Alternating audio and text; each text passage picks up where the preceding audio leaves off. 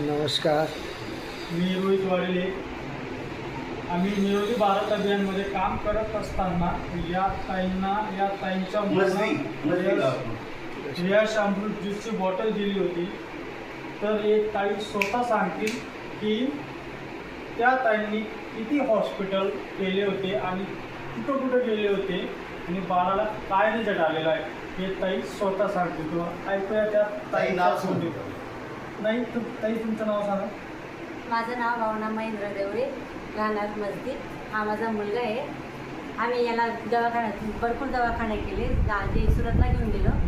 सुरतला पण MRI केला. MRIमध्ये पण काहीच नाही निघालं. मग शेवटी दत्त जयंतीला गेलो आम्ही साखरेला.